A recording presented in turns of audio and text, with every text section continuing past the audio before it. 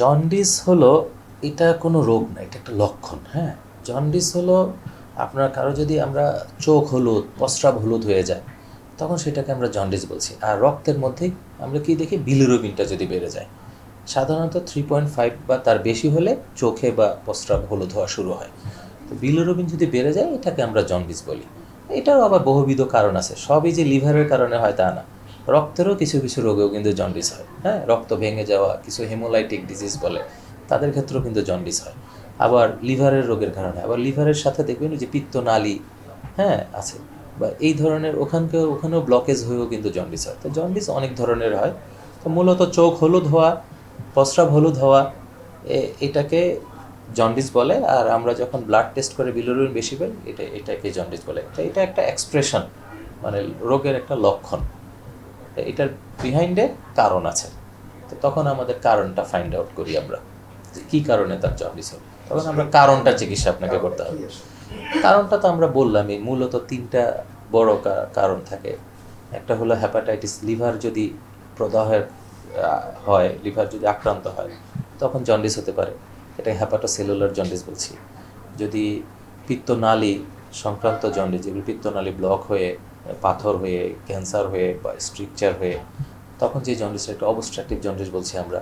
কিছু কিছু কারণে রক্ত কণিকা ভেঙে যায়, আরবিসি ভেঙে যায়, হিমোগ্লোবিন ভেঙে যায়, তখন এটা হিমোলাইসিস বলে, হিমোলাইটিক জন্ডিস বলে।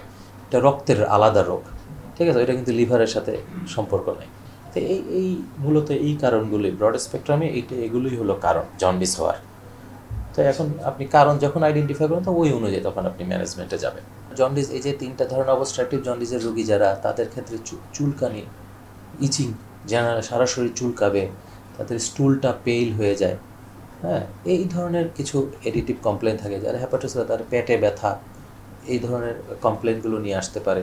তারপরে আপনার যখন এগুলো যে লিভার ফেইলিওরের দিকে যাবে, অ্যাকিউট হোক বা ক্রনিক হোক, তখন তাদের কমপ্লিকেশনের ফিচারগুলো নিয়ে আসবে।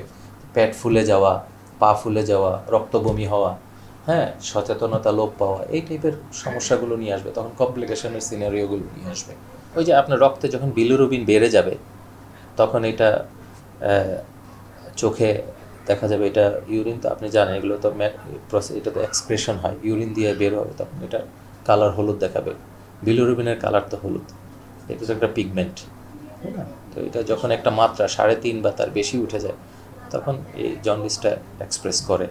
এখন ধরে হ্যাপাটাইটিস হচ্ছে, এটা কি ধরনের অ্যাকিউট হ্যাপাটাইটিস না ক্রনিক হ্যাপাটাইটিস, সেই অনুযায়ী এটা তখন আপনি কি দিয়ে হ্যাপাটাইটিসটা হলো, এটা কি ভাইরাল হ্যাপাটাইটিস নাকি ড্রাগ ইনডিউস নাকি, তখন আপনি ওই প্রত্যেকটা কারণ ধরে চিকিৎসা করবেন, আর কিছু সিমটোমেটিক চিকিৎসা করবেন।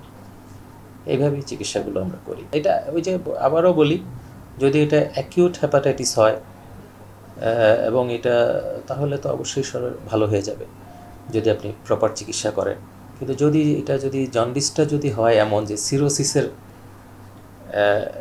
কি বলে ম্যানিফেস্টেশন হিসাবে ডিকম্পেনসেশন হয়ে গেছে, তখন তো এটা ইন্ডিকেট করে যে তার এটা, যার সিরোসিসের রোগী যখন একটা পর্যায়ে জন্ডিস ডেভেলপ করে, তখন এটাকে আমরা তখন সাইন অফ ডিকম্পেনসেশন বলি।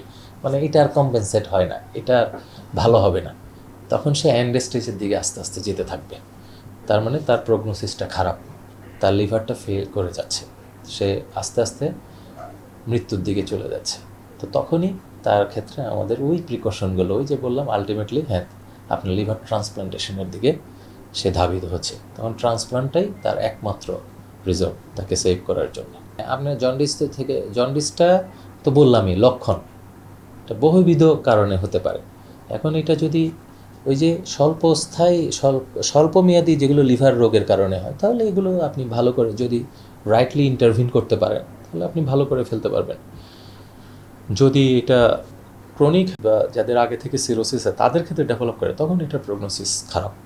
তখন এটা ইন্ডিকেট করছে যে না, লিভারটা খারাপ দিকে চলে যাচ্ছে, শেষ এন্ড স্টেজের দিকে চলে যাচ্ছে, আস্তে আস্তে ডিকম্পেনসেশন হয়ে গেছে।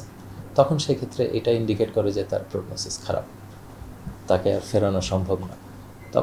তখন আলটিমেটলি আমাদেরকে ওই লিভার সেভ করার জন্যে আলটিমেট যেটা ট্রান্সপ্লান্টের চিন্তাতে চলে যেতে হবে আস্তে আস্তে, বা ওইভাবে তাকে রেডি করতে হবে আমাদের।